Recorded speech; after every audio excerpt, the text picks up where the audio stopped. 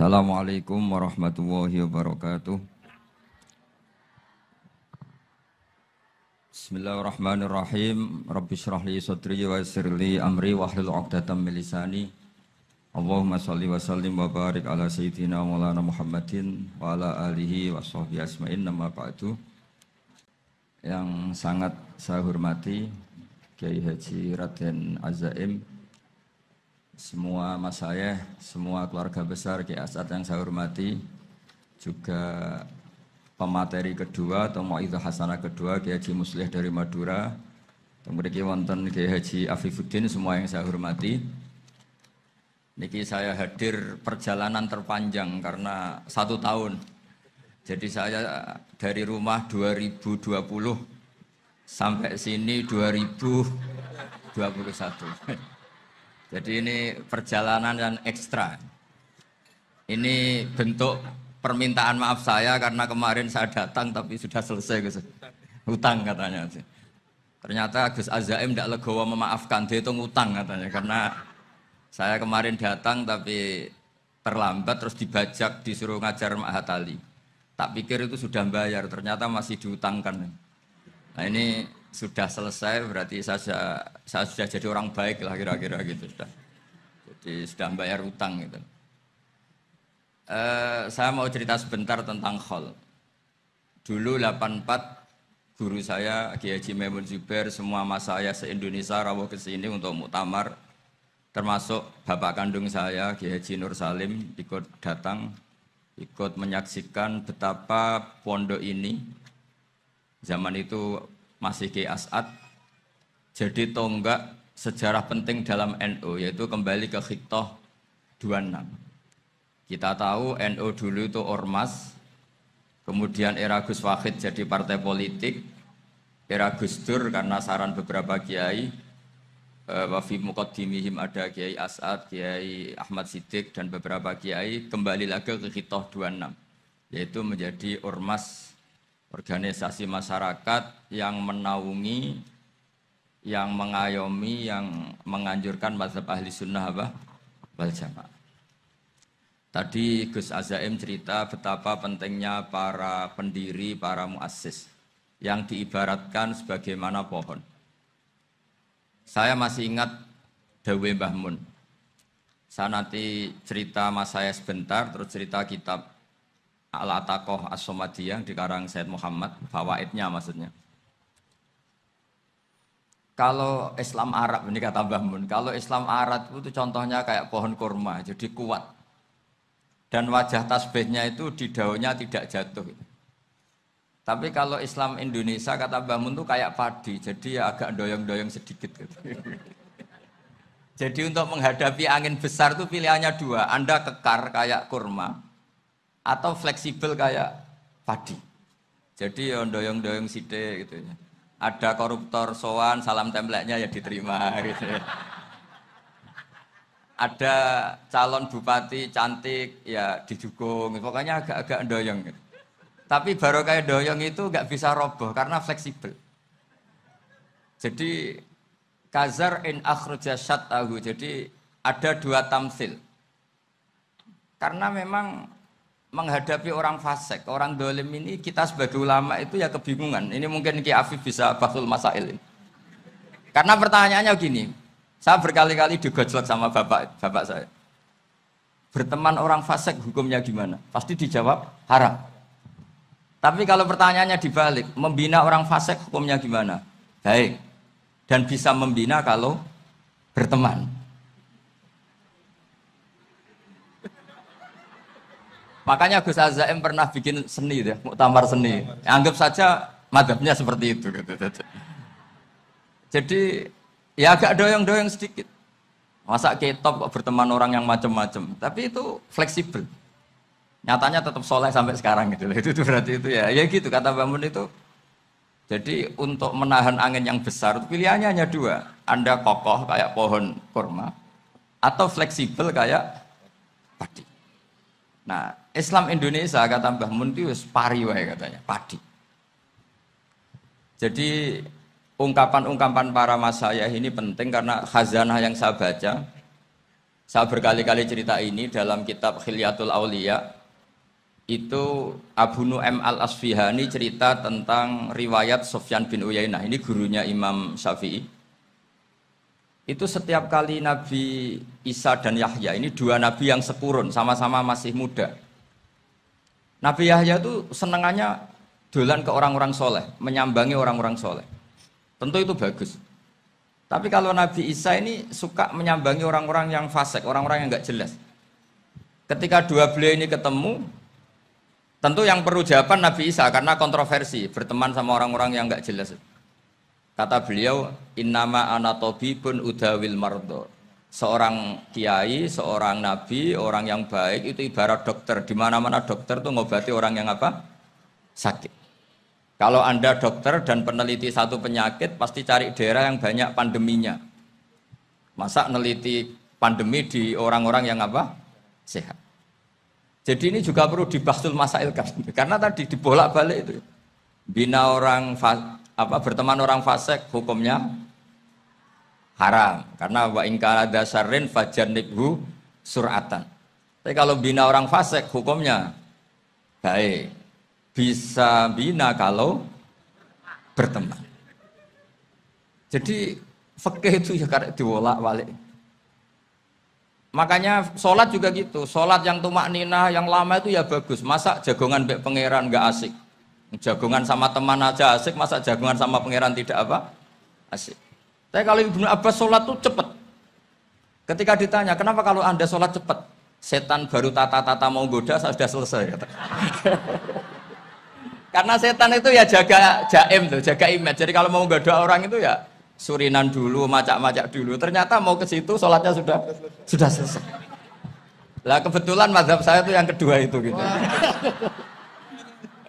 Jadi kalau Gus Azaim itu sholat lama sekali, itu ada madhab tandingan, yaitu madhab saya. Itu karena ini sepuh saya, meskipun top beliau tapi sepuh saya. Saya sudah 50, beliau baru 40. Ini berarti baru memulai kiai. Kalau pakai umur nubuah ini baru memulai. Jadi madhab itu penting. Jadi pembanding itu harus diutarakan.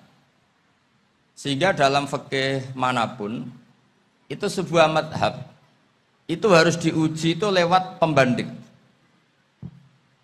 Dulu itu setiap debat fikih antar ulama itu mesti nggak ada yang menang. Misalnya saya kiai kelihatan miskin itu ya baik supaya santri-santri yang miskin itu punya teman gitu. Karena rata-rata santri itu miskin. Nah, dikancani kiai kan seneng gitu. Tapi problemnya kiai yang miskin itu ya nggak bisa nolong santri karena dia sendiri apa? Miskin. Makanya dulu Imam Syafi'i itu pengagum orang miskin. Setelah ngaji Imam Malik tanya, ya Imam Malik orang yang sealim jenengan itu siapa? Jawabnya Imam Malik lucu. Dulu Abu Hanifah, sekarang orangnya sudah meninggal ya. Ilmunya dititipkan atau diwaris oleh Muhammad bin Hasan Asy-Syaibani. Akhirnya Imam Syafi'i dibiayai Imam Malik ke Irak. Imam Syafi'i miskin, bisanya ke sana dibiayai Imam Malik. Itu seperti Abu Ya Said Muhammad masyhur, ini murid beliau. Kalau ada santri boyong kan mesti apa? Disangoni. Disangoni. Ketika datang ke Irak, Muhammad bin Hasan Asy-Syaibani itu nata uang, nata emas itu di ruang tamu. Jadi ngitung uang itu di ruang tamu. Miliatan. Ini kaget, ini kiai kok kedonyan kata Imam Syafi'i gitu. Tapi apa kata Muhammad bin Hasan Asy-Syaibani? Anda kagum ini, Anda kaget ini. Kalau kamu menyoal orang soleh kaya, ini tak kasihkan orang-orang fasik. Biar dipakai judi, dipakai selingkuh, dipakai maksiat. Jangan-jangan. Harta ini harus tetap di orang soleh. Kalau ke orang fasik, bahaya. Berarti kiai boleh kaya? Boleh-boleh. Semenjak itu ada gerakan kiai kudu sugih. Ya ada yang kesampaian, ada yang enggak gitu aja. Tapi karena kalau pakai logika fikih, harta itu fitnah. Oke, seakan-akan harta itu masalah. Tapi kalau ini dikuasai orang dolim, maka masalah besar. Jika orang-orang soleh ini harus juga menguasai harta. Nah, terus lama-lama dikiaskan kekuasaan. Kalau yang kuasain orang fasik, orang tidak sholat, ribet. Akhirnya kiai terus dukung, ya akhirnya ikut politik tadi. Nak menawa bupatine kena diatur gitu.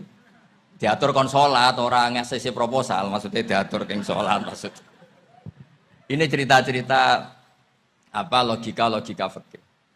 Makanya saya sering ngaji kitab-kitab itu, diantara yang saya suka adalah ada dialog besar yang terjadi di antara orang-orang pilihan, termasuk bahkan di antara para nabi dan Tuhan. Jadi unik, Allah sendiri kadang mengajari kecerdasan para nabi itu ya lewat dialog. Masyhur itu, Nabi Ibrahim itu punya ruang khusus untuk sholat dan tidak boleh siapapun masuk situ. Tahu-tahu ada yang sudah di situ. Beliau membuka, kaget. Siapa memberi izin ke kamu yang punya rumah ini? Saya yang punya rumah dan saya tidak memberi izin kamu. Yang memberi izin saya itu yang punya saya, kamu dan rumah ini. Yaitu Allah Ta'ala katanya. Wah berarti kamu malaikat dong? Iya saya malaikat Israel. Disuruh nyabut nyawa kamu. Ya agak sopan karena agak pernah mondok di Salafiyah itu namanya malaikat Israel. Itu akhirnya Nabi Ibrahim bilang, wah itu keliru, Anda pasti keliru. Hal ra'aita habiban yumitu habibah, hal ra'aita khalilan yumitu khalilah. Saya ini Khalilur Rahman, saya ini kekasih Allah. Masa ada kekasih bunuh yang dikasih? Itu Israel akhirnya ngaji, masuk akal juga. Ternyata perintah ini mungkin hoax ya, pokoknya dia terus mikir akhirnya. Iya ya, masa ini kekasih Allah kemudian oleh Allah dibunuh, dimatikan. Terbanglah Israel, matur lagi, ya Allah, kata Ibrahim, hal ra'aita khalilan yumitu khalilah. Masa kekasih bunuh yang dia apa? Kasih. Kayaknya masuk akal Gusti. Mulai ngaji lah kira-kira gitu malaikat itu. Akhirnya oleh Allah dijawab, ya sudah begini, kamu datang ke Ibrahim bilang, hal ra'aita habiban yakrahu ayyalqa habibah. Masa kekasih tidak siap ketemu yang dikasih. Nah, jadi akhirnya Nabi Ibrahim, Israel datang lagi. Logikanya sekarang enggak gitu, begini katanya diajarin. Hal ra'aita habiban yakrahu ayyalqa habibah. Masa kekasih tidak siap ketemu yang dikasih. Kata Ibrahim, oke, ya, terus mau meninggal. Jadi kalau jenengan cinta betul sama Allah ya harus, ya tidak usah, jangan sekarang tapi. Kalau mati di rumah aja, kalau di pondok ngerepotnya kiainya nanti. Tapi nanti setelah punya cucu banyak lah. Nah, barokahnya baca ini, dialog-dialog orang pilihan ini akan tersibak. Karena tidak dalam semua kebaikan itu nggak ada logikanya, rata-rata ada logikanya. Misalnya begini, kalau Anda orang soleh, kemudian anak Anda pamit mau sekolah di Jerman, pilihan Anda mengizinkan apa enggak? Karena potensi jadi fasik ya tinggi, karena di tempat-tempat maksiat. Potensi berdakwah dari daerah yang untuk daerah yang tidak ada dai-nya menjadi ada. Itu mesti ulama itu berdebat. Misalnya punya anak pamit mau kembali atau keluarga. Yang satu cara berpikir optimis. Awal ada dai di beberapa negara Eropa itu ya barokahnya imigran, pekerja, mahasiswa. Dan semua itu bumi Allah, harus ada tasbih, harus ada tahmid. Dan itu harus dimulai dari kemauan atau mengizinkan anak asuh kita ke sana. Tapi di sisi yang lain potensi jadi fasik itu tinggi sekali. Pemana iman pas-pasan. Nah hal-hal seperti ini itu pasti jadi perdebatan. Dan kita harus menjawab. Dan tadi kayaknya di semua Basul Masail, Pondok Salafiyah jawabnya pede semua, nggak ada ragu, nggak ada khilaf. Baguslah kalau pede. Meskipun nanti mungkin ada ulama lain yang cara berpikir apa? Berbeda. Sehingga, ini saya cerita ya. Sehingga di kitab-kitab fikih, misalnya saya kok hidup di Bali, sudah punya komunitas ngaji.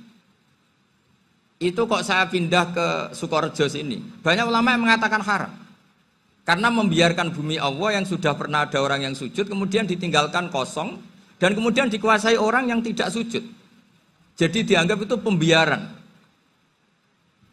Jadi banyak di kitab Qalyubi, sarahnya Mahalli, jika ada seorang muslim yang hidup di negara orang kafir, dia nyaman, tidak dapat teror, itu nggak boleh lagi pindah ke negara Islam yang sehat. Karena takutnya li Allah yastau lial kafir tilkal buk'ah, supaya bumi itu tidak dikuasai orang kafir. Jadi ini hal-hal yang para fuqaha itu harus berdebat. Karena ini masalah-masalah furu'iyah. Sehingga mulai dulu ya banyak ulama yang nyun sewu berpolitik, mulai Wali Songo sampai sekarang alhamdulillah yang minat banyak. Mungkin bedanya ikhlas sama tidaknya. Tapi kalau saya pernah dikeluhin utusan dari ya komunitas. Islam Indonesia itu dulu itu ceritanya banyak yang dari Kamboja. Kalau dulu orang cerita itu orang Cempa. Itu setelah di Indonesia besar Wali Songo dan Brawijaya 5 itu sudah mulai oleng, itu singkat cerita mereka berpikir ingin bikin kerajaan apa? Islam di Demak Mintoro dengan raja pertama yaitu Raden Fatah, karena Raden Fatah ini putra Brawijaya. Padahal setelah jadi kerajaan ini era cucu sudah konflik, berebut kekuasaan. Akhirnya sampai jadi Jipang, jadi Jogja, jadi Solo dan seterusnya. Tapi kata Mbah Mun itu tetap barokah. Karena orang Islam terus terbiasa mimpin. Sekeliru-keliru sidik, pokoknya orang Islam biasa mimpin. Sehingga zaman Mbah Hashim ya sudah mimpin Masumi, zaman Ki As'ad pengaruhnya besar, sampai sekarang Kiai pengaruhnya besar. Nah barokahnya Kiai pengaruh besar ini sampai moral jadi ukuran. Misalnya sekarang ada calon bupati kok nggak sholat, itu pasti kalah.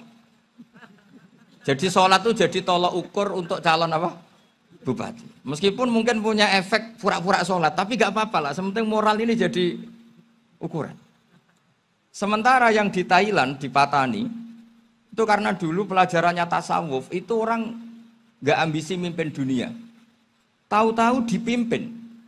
Dan akhirnya nyuwun sewu ya saage Islam-Islam yang dulu terlalu tasawuf. Karena nggak punya pengalaman memimpin, akhirnya lazimnya konsekuensinya hanya dipimpin. Tapi Islam Indonesia beda. Karena kulino mimpin, itu akhirnya dari orang Islam biasa menjadi Islam yang sholat, sampai Islam yang bisa ngaji, itu bisa mimpin negara. Tentu yang paling populer dimulai Gus Dur. Jadi ini sesuatu yang barokahnya istihad para kiai, sementing Islam kulino mimpin. Sehingga di Indonesia itu barokahnya itu, kebaikan itu jadi tolok ukur. Ada orang kok terkenal koruptor, atau terkenal nyuwun sewu selingkuh, atau terkenal apa, itu pasti tidak jadi. Karena moral itu menjadi tolok ukur. Dan itu adalah politik para kiai. Jadi ini saya cerita, dan itu negara juga akhirnya untung, karena seleksi agama sama negara itu sama-sama kiai ya bilang negara harus dipimpin orang soleh, negara juga bilang seperti itu. Nah, ketokohan-ketokohan para beliau-beliau ini yang maulah bekerja sama dengan umarok. Kita tahu dulu Pak Harto ya rawuh ke sini ketika Muktamar 84, rawuh ke Ki As'ad, ketika mau kembali ke Khittah juga dirembuk oleh ulama dan umarok. Dan akhirnya ini menjadi negara yang alhamdulillah semoga selalu menuju baldatun thayyibatu wa rabbun ghafur. Nah, kemudian di sini saya tabarruk dengan Said Muhammad, gurunya Kiai Haji Azaim. Saya mau cerita tentang amaliyah tadi. Saya sebetulnya nggak niat bacakan bab itu, gara-gara ada khataman jumlahnya banyak, saya jadi pusing. Ini panitianya tanya, khatam betul apa enggak? Iya Gus, khatam betul. Tapi kayaknya saya tidak yakin itu. Karena saya ini kan dari pondok tahfidz itu. Biasanya anak khataman itu ya rodok bodoni itu. Dibaca buanter, sing nyemak yang mendelok pojok etok. Mergo kebanteran. Nah, akhirnya lafat-lafat yang di tengah itu enggak di apa? Baca. Tapi ya semoga dimaafkan Allah lah. Yang jelas itu enggak. Tapi saya mau cerita ya. Jadi cara berpikir Said Muhammad ini nanti juga saya teruskan di Ma'had Ali. Ini saya baca ya. Di antara yang diyakini madhab Malikiyah, ini saya baca saja teksnya. Jadi ada riwayat namanya, kalau Said Muhammad bahasakan itu Ataqoh Somadiyah. Kalau di Indonesia kadang orang bilang Al-Ataqoh Al-Kubro, yaitu dengan membaca surat Ikhlas. Di sini jumlahnya hanya 100 kali, Kila 1000 kali. Tadi berapa semua? 700 juta ini sudah susuk banyak ini. Di sini hanya 40, riwayat lagi 100, 1000. Terus sampean tadi berapa? 800 juta. Wah ini sudah susuk ini. Itu anak cucu sampean pasti masuk surga itu kalau gitu. Ini saya baca, ini kitabnya Sayyid Muhammad. Suratul Ikhlasi wal Itqu minan nar. Akhrajat Tabrani fil Kabir an Fairuz ad-Dailami wa Ibnu Uftin Najasi. Waqat khadaman Nabiyya sallallahu alaihi wasallam. Orang ini jadi khadimnya Nabi. Qala Rasulullah sallallahu alaihi wasallam, "Man qara'a qul huwallahu ahad mi'ata marratin fi shalat ghairiha katabahu lahu bara'atan minan nar." Ini hanya berapa ini? Mi'ata marrah. Berarti kalau satu orang itu cukup 100 tadi sudah untuk 7 turunan tadi untuk orang berapa? Ya, untuk 7 turunan cukup ya? Cukup. Untuk 7 turunan. Ya, sudah susuk ini, sudah susuk ini. Duh, ribet ini. Nah ini tak cari pembenarannya, ini supaya keren. Ini di halaman 188 Abwabul Farad. Warwa Ibrahim bin Muhammad al-Khiyari fi fawaitihi an Khudzaifa marfu'an. Man qara'a qul huwallahu ahad alfa marratin faqad ishtara nafsahu minallah. Berarti 100, ada riwayat lagi 1000. Nanti tak carikan lagi yang berapa? 1 miliar mungkin. Jangan banyak-banyak. Nah ini saya baca ya. Wa hadzal adatu huwa al-ma'rufu bi ataqatis somadiyah. Wa qad nassa jama'atun mutaakhiril malikiyah ala istihbabi ataqatis somadiyah. Wa haddu ala qiraatiha wa istimaliha. Minhum Asy-Syaikh Abdus Salam Al-Asmar sak terus ini. Jadi kullu haula'i istahabbu ataqatas somadiyah ma'atirafi ba'dihim kal misnawi bisyidati fi hadisiha. I'timadan ala anna hadza minal fadha'il allati yutasahalu fiha. Faman sa'a yasta'milaha roja'a khusula ma fiha fala ba'sa bidzalik ala syarti alla ya'taqida thubuta dzalika anin nabi sallallahu alaihi wasallam hatta la yaqa fil kitsbi alaihi. Jadi intinya itu silahkan Anda bikin jumlah sesuai versi Anda. Yang penting Anda jangan kampanye kalau itu perintah Kanjeng Nabi Muhammad sallallahu alaihi wasallam. Karena kalau kamu atasnamakan Nabi kemudian jumlahnya sampai 800 berapa? 800 juta, berarti Nabi mengajarkan masyaqqah pada umatnya. Jadi cukup yang riwayat itu di sini hanya 100 sama 1000. Jadi kalau jumlah tadi untuk 7 apa? Turunan. Jadi kamu harus ditutup dengan doa, ya Allah, semua itu bukan untuk saya tapi untuk 7 turunan. Tolong catat ya Allah. Karena itu. Jadi artinya gini loh ya, orang Indonesia yang sering mempraktekkan ataqosomadiyah itu bukan tanpa dalil.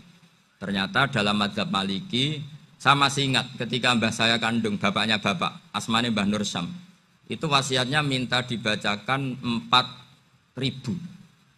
Yang baca pas itu ya bapak sama anak-anaknya. Dan kemudian alhamdulillah zaman akhir itu mulai agak ngawur. Kalau ada acara itu wong liya kon maca anake mlebu metu gak melok maca. Itu keliru, saya jamin itu keliru. Saya sering kalau mimpin di rumah, kalau yasinan di tonggo-tonggo kok anaknya gak maca saya keluar. Bapakmu wong liya kon maca kata saya gitu. Jadi itu menurut saya itu yang jelas saya sampai ngisi begini.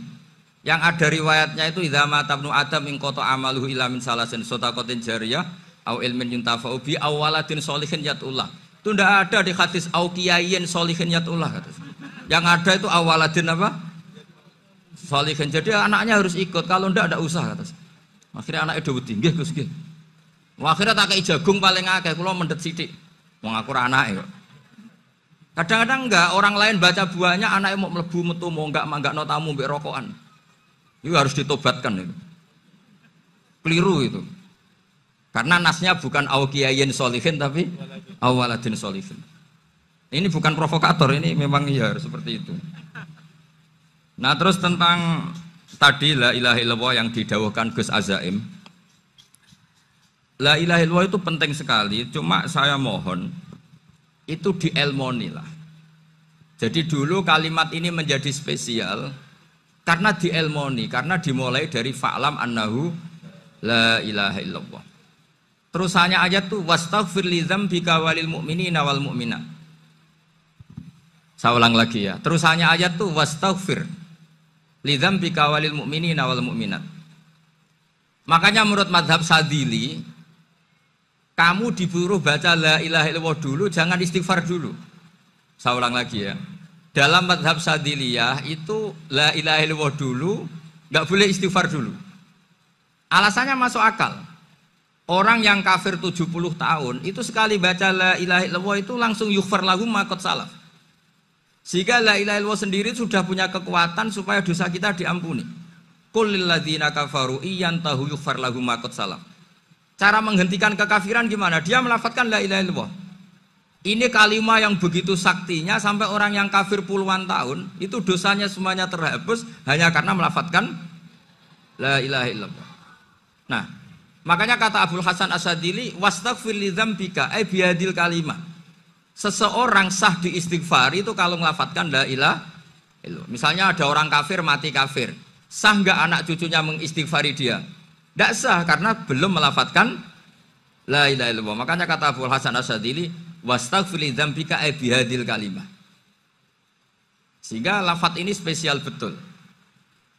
Tapi kadang-kadang beberapa mursyid cara berpikir lain. Ini kalimah thayyibah harus dibaca orang suci sehingga mendahulukan apa? Istighfar. Untuk supaya pas ngelafatkan kalimah thayyibah sudah dalam keadaan apa? Suci. Itu juga masuk akal.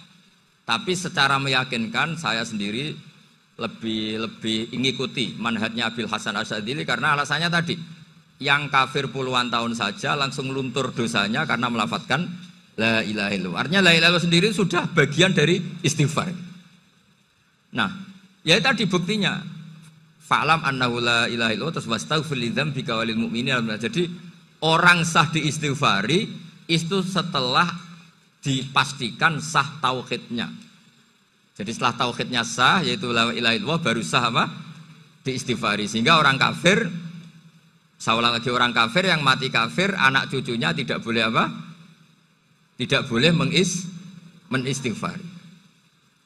Terus saran saya kedua, la ilaha illallah itu filosofinya itu nafyun li uluhiyati ghairillah wa isbatun li uluhiyatillah wahdah. Filosofi la ilaha illallah itu gimana? Menafikan semua selain Allah itu tidak Tuhan dan hanya menuhankan Allah semata. Nah itu caranya gimana?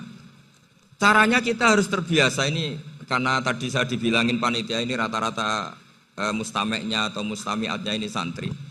Caranya gimana? Dilatih pakai logika. Saya berkali-kali cerita kalau ngaji, saya sekaligus kampanye. Allah itu Tuhan yang begitu fair. Untuk menjadi Tuhan Allah mempersilahkan, ada kualifikasi Tuhan. Jadi boleh dikompetisikan itu boleh kata Allah. Gak apa-apa kamu ngaku Tuhan gitu kata Allah. Tapi nak ngaku pangeran itu paling gak ya direputasi lah. Ada verifikasinya. Dimulai dari apa? Ya kalau jadi Tuhan itu setidaknya bikin langit bumi lah. Aturannya gitu. Jadi kalau daftar bupati ya daftarlah ke KPU. Masa tahu-tahu jadi apa? Tuhan kemudian tidak punya prestasi bikin langit bumi. Sehingga Allah itu cara ngendikan itu ya fair. Qul ara'aitum ma tad'una min dunillah aruni madza khalaqu minal ardi am lahum syirkun fis samawati. Coba yang kamu tuhankan selain saya, prestasinya apa? Ketika saya bikin bumi itu apa ikut bikin? Terus am lahum syirkun fis samawati. Kalau bikin langit, kalau nggak bisa ya urun lah gitu. Urun semen apa urun bego, pokoknya urun lah gitu. Urun ora, gawe bumi ora, ngerti-ngerti ngaku dadi pangeran. Kul hatu burhanakum. Jadi ya kan ya lucu kan, misalnya syarat kiai di Salafiyah kan keluarga Kiai As'ad, cucunya ngaji ngalim. Orang keluarga Kiai As'ad terus aku kiai utama di Salafiyah. Oh mesti di penjara ya. Lah yo gak gawe langit bumi, gak ada prestasi terus ngaku sebagai apa? Tuhan. Sehingga fair. Makanya saya berkali-kali cerita. Jubair bin Mut'im itu punya anak namanya Muhammad. Ini sudah orang alim, Muhammad bin Jubair bin Mut'im. Itu cerita awala islami abihi. Mut'im itu orang pinter sekali. Saking pinternya dia jadi delegasinya orang Quraisy datang ke Rasulullah sebagai negosiator untuk membebaskan Asra Badrin, tawanan perang apa? Badar. Yang namanya disuruh itu pasti orang pinter. Tapi apa yang terjadi ketika nginep di masjid, karena zaman itu gak ada hotel, nanti jadi geger. Orang musyrik nginep di masjid hukumnya gimana? Bahsul masail tok. Zaman itu mau tidak mau, kalau sekarang kan ada hotel, kiai juga punya wisma. Apa yang terjadi? Orang ini cerdas sekali. Dan delalah Nabi pas sholat maghrib itu baca wattur wa kitabim mastur sampai am khalaqus samawati wal ard. Ya kalau kamu jadi Tuhan ya setidaknya menciptakan langit bumi lah. Namanya jadi Tuhan ya ada persyaratan. Ya. Paling tidak punya reputasi menciptakan langit bumi. Atau kalau jadi Tuhan setidaknya reputasinya itu enggak diciptakan yang lain. Am khuliqu min ghairi syai'in. Ini jadi Tuhan kok punya bapak, punya ibu. Ini jadi Tuhan kok lahirnya di bumi. Ada tanggal lahirnya, ada tahun. Masa jadi Tuhan kok dulu buminya semuanya walhasil tuh. Akhirnya Nabi ketika salam sholat maghrib, dia datang, ya Rasulullah, akalku habis oleh ayat yang barusan kau baca. Sudah saya Islam saja. Argumentasi selain Allah Tuhan itu batal. Itu, nah saya mohon santri-santri salafiyah itu baca Quran sampai seperti itu. Jadi jangan hanya khataman banyak-banyakan maksudnya. Ini bukan nyindir ini, ngamuk ini. Jadi ya khatamannya tadilah 1000 atau berapa lah, jangan banyak-banyak. Juga kasihan malaikat yang nyatet kan. Wong baru subhanallah alhamdulillah aja di teks hadisnya abad al malaikah kan ditetek. Itu baru subhanallah alhamdulillah itu sudah mencapaikan malaikat. Makanya saya wiridan tuh arang-arang kasihan malaikat karena nanti jadi itu ya ada madhabnya itu jadi kalau Gus Azaim sholat lama tak saingi sholat cepet itu sama-sama ada madhabnya. Yang cepet kayak saya tadi setan pas tata-tata mau goda pas rukuk saya sudah itidal, mau goda itidal saya sudah sujud, pusing dia. Tapi jangan tiru, ini madhab yang agak-agak khusus lah, sudah cara orang Madura agak khilaf sih. Khilaf ya, khilaf ini agak khilaf ini sudah.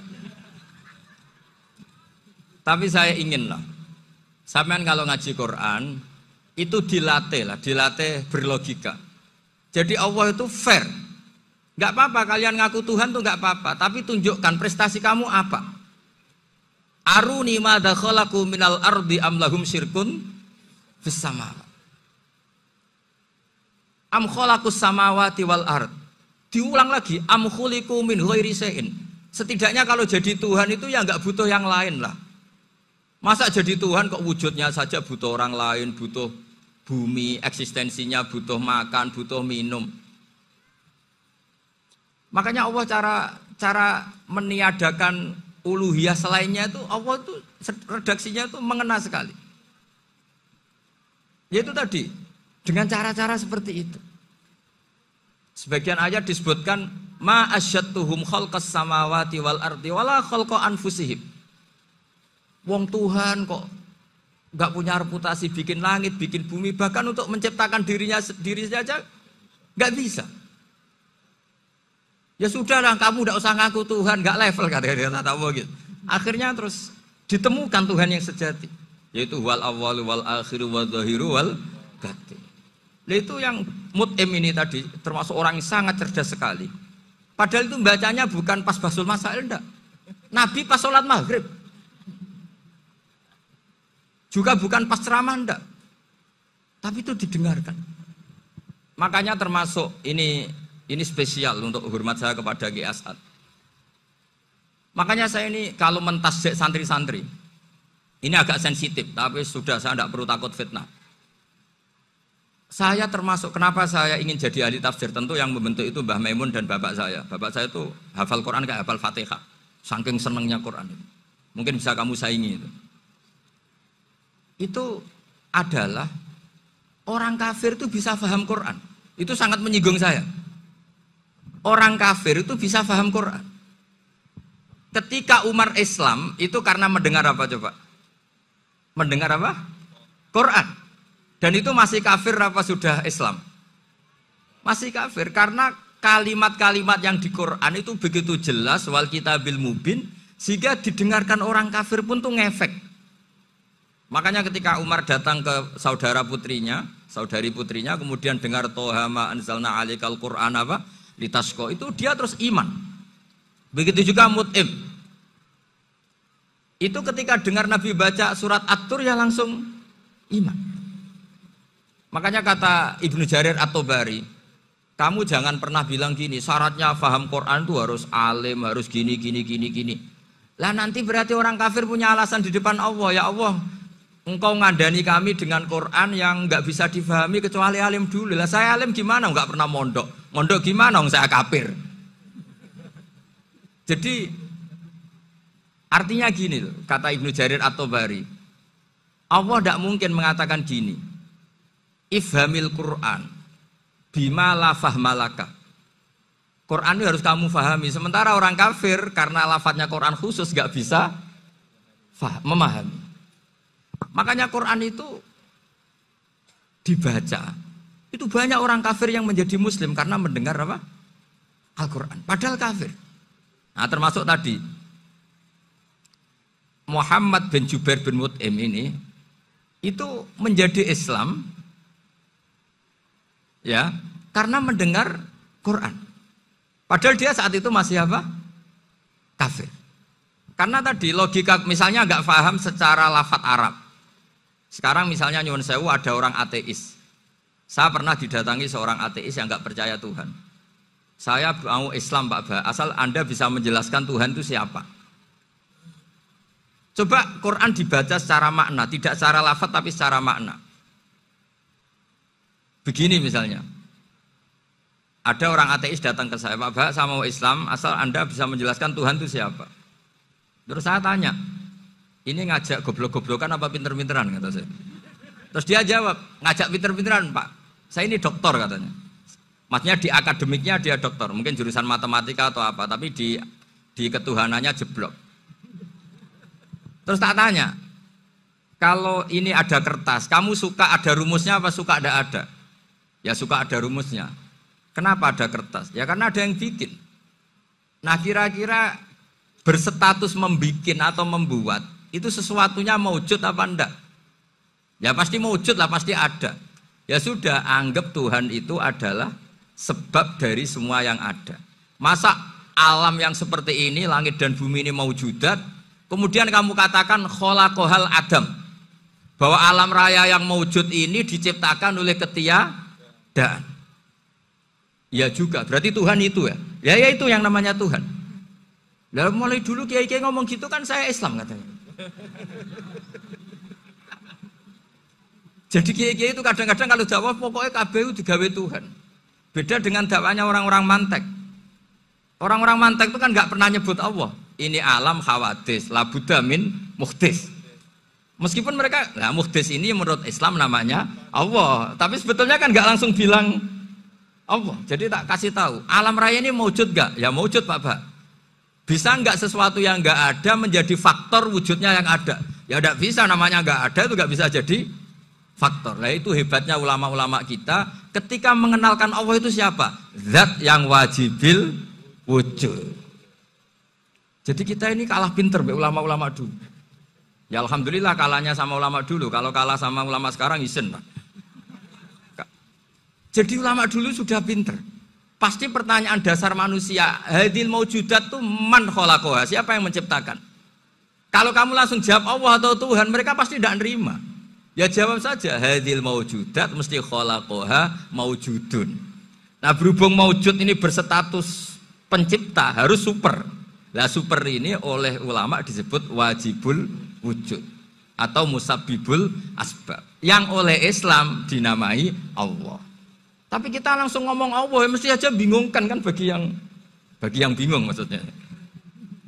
Ya saya mohonlah kalimat-kalimat la ilaha illallah itu diamatilah, diresapi sampai seperti penjelasan saya ini, sehingga punya kualitas ilmu. Karena syaratnya memang fa'lam, harus punya kualitas apa? Ilmu. Ilmu itu apa? Ma'rifatus syai' ala ma huwa alaih. Mengenal sesuatu sesuai detail-detail sifatnya sesuatu itu. Misalnya kalau Allah sudah jadi Tuhan, ya harusnya qabla kulli syai'. Masa Tuhan sama yang dituhani wujudnya dulu yang dituhani? Ditemukanlah sifat awal atau qadim. Makanya benar Gus Azaim tadi, kalau sudah bertauhid harus hafal akidah berapa khamsin. Dimulai apa? Wujud. Kenapa harus dikatakan wujud? Karena alam raya ini kadung maujudat. Hadhil alam maujudun. Masa maujudun khalaqahul adam? Masa maujudat khalaqahul adam? Nah itu yang disebut am khuliqu min ghairi syai'in am humul khaliqun. Jadi saya mohon semohon-mohonnya cobalah tradisi-tradisi lihat baru ayat ini dihidupkan lagi sehingga kita baca Quran itu sekaligus menjadi orang yang sangat argumentatif. Karena Quran adalah qul falillahil hujjatul balighah. Dilatih. Jangan bosan dilatih. Makanya kalau saya baca ayat-ayat seperti itu cek fair Allah itu. Fair betul.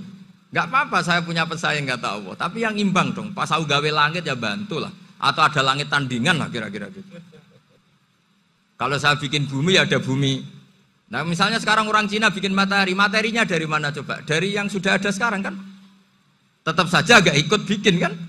Tapi kalau Allah bikin langit bumi minal adam minal wujud. Kalau mereka paling rekayasa yang sudah wujud di otak-atik. Nah, harus sampai seperti itu. Sampai kata Gus Azim kul hatu apa? Burhanakum tadi. Jadi ini cara-cara kita untuk menguatkan iman. Aruni madza khalaqu minal ardi am lahum syirkun fis samawati. Terus kata Allah, itu nih bi kitabim min qabli hadza au asaratim min ilmin. Kalau kamu nggak setuju teori ini, kata Allah, cari kitab suci versi Anda. Aturan jadi Tuhan itu apa coba? Ya tetap saja semua kitab suci akan mengatakan di mana-mana Tuhan itu pencipta langit dan bumi. Jangan yang lahir di bumi jadi Tuhan. Jangan Lata Uzza jadi Tuhan. Jangan karena sakti jadi Tuhan. Nah ini di sini pentingnya ilmu balaghah, ilmu mantek yang alhamdulillah di pondok-pondok kita masih diajari. Makanya kata mantek, sebetulnya ilmu akal hanya menemukan hadil maujudat khalaqaha maujudun. Nah yang maujud ini siapa? Ya wajibul wujud. Nah kemudian Islam menamai ini Allah Subhanahu wa ta'ala. Makanya ulama dulu itu kalau ngendikan Allah itu siapa? Zat sing wajibul wujud. Itu filosofinya luar biasa. Karena dengan seperti ini bisa menafikan teori ateisme bahwa alam raya ini diciptakan oleh ketiadaan. Makanya saya bilang tadi, ngajak goblok-goblokan apa pinter-pinteran gitu. Lah nek ngajak goblok-goblokan yang ini hadhil maujudat khalaqahal adam. Terus kita goblok bareng. Loh iya kan barang maujud diciptakan yang tidak maujud. Wong ora wujud kok mempengaruhi sing wujud. Ya monggo nak goblok bareng kata. Akhirnya, enggak loh Gus, saya ini dokter masa kamu ajak goblok? Ya sudah pinter saja kata saya. Alhamdulillah karena debat kecil ini dia menjadi nyaman lagi dengan apa? Islam. Memang saya tentu nggak bisa disalahkan doktoralnya karena di ilmu yang selain apa? Teologi gitu. Tapi kan polanya dia pasti pinter. Makanya ini sekaligus mengingatkan anak-anak lah. Kecakapan menjelaskan itu harus dilatih karena di antara kelebihannya Quran itu wal kitabil apa? Mubin, yaitu kitab yang punya kemampuan menjelaskan. Ini yang terakhir saya beri contoh. Terakhir ini penjelasan Quran. Dulu orang kafir itu cara berpikir itu begini, Muhammad, urusan kita ini banyak, problem kita banyak. Masa iya urusan yang banyak ini cukup dengan satu Tuhan? Kalau problem banyak ya Tuhannya harus banyak. Ada Tuhan pohon, Tuhan hujan. Ya kayak Cina itu ada Dewi Kuan Im keberuntungan, ada yang sial, yang pokoknya diurus yang banyak lah. Maka mereka bilang aja'alal alihata ilaha wahida inna hadza la syai'un ujab. Ini aneh urusan banyak kok Tuhannya satu ini aneh lah. Tapi Nabi secara sabar dan yang diomongnya orang kafir. Tidak anak Mahatali, orang kafir. Jadi nanti kalau anak Mahatali gak paham Quran kebangetan orang kafir saja paham. Akhirnya Nabi secara santai, secara rileks memberi penjelasan gini. Kalau Anda menjadi buruh, kalau orang Arab dulu bilang abdan.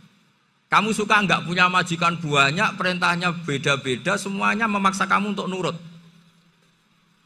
Sama punya majikan satu yang baik. Ya enggak suka lah Muhammad kalau majikan saya banyak, semuanya berhak merintah saya, enggak enak. Majikannya satu saja. Terus kata Nabi, Tuhanmu itu majikan kamu. Kalau Tuhannya banyak, kamu bingung, nanti perintahnya banyak. Akhirnya mereka paham. Dan itu segampang itu Allah memberi penjelasan. Darabawa masalah rojulan. Fihi syuraka umutasyakisuna warajulan salamal lirajul hal yastawiyani masalah alhamdulillah. Langsung diberi analogi. Kalau kamu jadi buruh punya majikan banyak yang perintahnya beda-beda. Kemudian jadi buruh yang majikannya satu, kamu milih mana? Ya milih satu Muhammad. Ya sudah. Kalau Tuhannya banyak, perintahnya banyak, kamu juga bingung. Langsung menjadi faham. Nah, ketika ada orang tidak ikhlas, Nabi cara memberi penjelasan juga gampang. Misalnya saya dikasih uang Gus Azaim 1 juta. Kemudian matur nuwun saya sama Pak Afif. Aneh enggak? Saya ini orang aneh enggak? Orang aneh enggak? Itu Nabi kalau mencontohkan orang tidak ikhlas gitu. Kata Rasulullah, orang tidak ikhlas itu sebagaimana orang beli budak. Min kholisi malih. Budak itu dibeli dari uangnya sendiri. Kemudian fa'amila hadal abdu, budak ini kemudian bekerja dan a'tohullatahu. Hasilnya dikasihkan sama orang lain. Terus Nabi memberi percontohan. Ayasurrukum ayyakuna abdukum kadzalik. Apa kamu suka kalau budak kamu seperti itu? Dulu orang-orang dulu kan beli budak untuk disuruh bekerja terus disuruh setor apa? Hasilnya. Jadi budaknya kamu yang beli, yang biayai. Kalau sekarang mungkin nggak ada budak gini lah. Saya nyuruh Zaid, tak kasih mobil, tak kasih bensin, tak kasih uang jalan supaya narik angkot. Hasilnya disuruh ngasihkan saya. Ternyata dikasihkan orang lain dan matur nuwun sama orang. Kamu suka punya budak seperti itu? Ya tidak suka ya Rasulullah. Ya ibaratnya seperti itu. Bumi yang bikin Allah, nyawa kamu yang bikin Allah, semua fasilitas dari Allah. Kemudian kamu menyembah selain Allah. Segampang itu. Dan Nabi telaten sampai dulu yang mayoritas orang kafir menjadi mayoritas Muslim. Dan semuanya tanpa paksaan. La ikroha fiddin. Karena qad tabayyana rusdu minal ghayy. Nah, cara tabayyana gimana? Yaitu punya kemampuan menjelaskan. Wal kitabil apa? Mubin. Ini makanya saya mohon lah. Ini saya mohon semohon-mohonnya anak-anak ini kan kader-kadernya Mbah Samsul Arifin, Mbah As'ad, Gus Fawaid, sekarang Gus Azaim, semuanya harus punya kemampuan wal kitabil apa? Mubin. Sehingga diantara sifatnya Nabi itu fatonah, punya kecerdasan. Nabi itu gak pernah debat kalah, itu meskipun sudah terdesak gak pernah kalah. Pernah Nabi itu ngendikan la adwa wala tiarata, tidak ada penyakit menular. Ada orang yang mungkin kurang suka iseng, ada onta yang sudah gudiken dijejerno sama yang waras, ternyata yang waras jadi gudiken. Akhirnya Nabi diundang lah kira-kira gitu. Ya Rasulullah, kata engkau gak ada penyakit menular. Tapi ini onta yang gak gudiken, tak jejerkan yang gudiken ikut gudiken. Berarti kan menular. Nabi santai jawab, faman jarrobal awal. Lalu yang pertama gudiken ketularan siapa katanya. Wah kalau ini asli Nabi, ya sudah seperti itu. Jadi ngiranya dia menang karena yang gudiken pertama nulari yang kedua. Ternyata Nabi tanyanya lagi, faman jarrobal awal. Yang gudiken yang pertama siapa? Oh ini asli ya maksud saya itu. Jadi Nabi itu gak pernah kalah. Karena Nabi punya apa? Fatona. Jadi saya mohon, ya tadi makanya ini efeknya itu khatamannya nggak boleh banyak-banyak. Ya. Maksud saya kalau musim khataman ya nggak apa-apa, khataman banyak-banyak. Tapi kalau nggak musim khataman ya musim-musim tadabbur gitu. Tapi kalau ini musim khataman gimana monggo lah. Cuma saya kok kasihan malaikatnya tadi itu kok. Ya ngoten mawon, minta maaf. Assalamualaikum warahmatullahi wabarakatuh.